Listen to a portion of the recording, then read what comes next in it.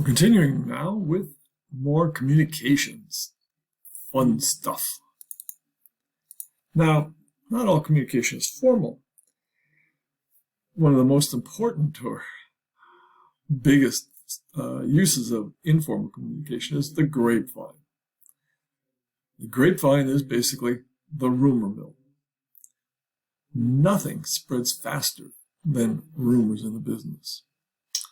I once had a boss, he became the president of Bell Labs. He said, if you haven't heard a good rumor by 11 o'clock, make one up. They spread. And that's what I mean by effective. Rumors go around very quickly and can't control them. They just spread and go where they want to go.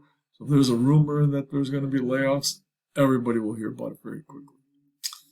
And another guy I worked with, he talked about how the fact we had a prison quality grapevine. That's the highest level. Prisons instantaneously spread rumors. So prison quality grapevine. Another way of informal communication, and this is, I think, very, very important, is management by walking around. Sometimes you'll see people say wandering. I think it's important to do that as a manager. Just go and listen to people. Get out of your office, get away from meetings, and just go sit in somebody's office and listen.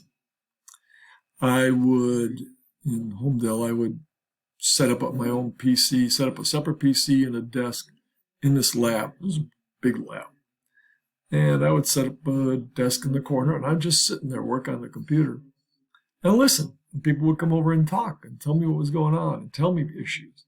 And maybe there were things that I could address. Maybe they needed equipment. Maybe their staff. Maybe they need to reallocate things. If there were things that I could help, I would. Basically, listen.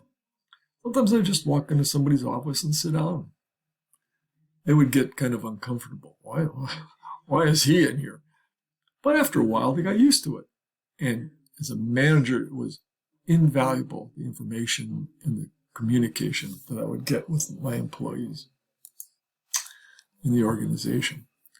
Now, there are things that can get in the way of good communication. You might get conflicting signals. Somebody's telling you one thing and somebody's telling you another. You may not believe your sources. You may have poor listening skills. You may be very cynical about things, right? And you may have certain beliefs that get in the way of your hearing new things. The organization may use different terminology. That can get in the way. Power or status. Somebody doesn't communicate or you don't listen, you're nervous, that kind of thing. You have different perceptions. All of these things can get in the way of good communication.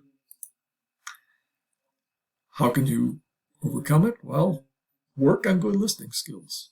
Make your communication both ways. Very important thing is down here, active listening. Active listening is the idea that if I send you a message, acknowledge that you heard it. So many times there are issues when people think the other person's not listening or not hearing what they're saying. You can overcome a lot of these by saying, what I heard you say is, here's what, and then you can go on, here's what I think. That tends to reduce the level of conflict that can arise in communication and to make sure that you're getting the right message. Somebody might say, no, that's not what I meant. Organizations, follow up.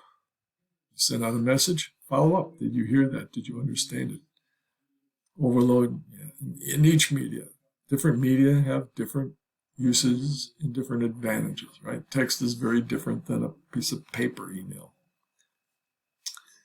Now, it's at this point in a class, in a live class, where we do communication exercises. I'll describe these exercises to you, and you can try it at home. Here's what you do. Take a simple drawing, a simple figure. Let me try and draw one, actually. Let's suppose you got excuse me, but I'm drawing this left-handed with a mouse. Draw something like this. Triangle. That's a triangle. Circle. And then a line coming out. Make it a straight line. All right. Now, take a look at that figure and take someone else in the room. Have the other person not look at the screen or not look at what you're trying to draw and describe to them that figure, how to draw it.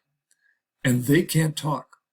They can't look at what you're doing. They can't look at your facial expressions. They can't get feedback on, huh? What?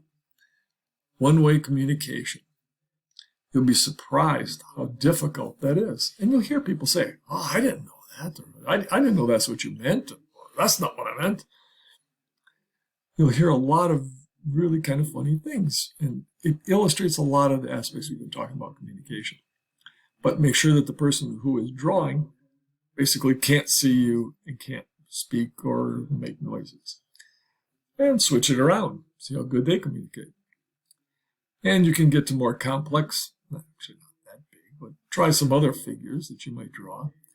And then let the person speak back.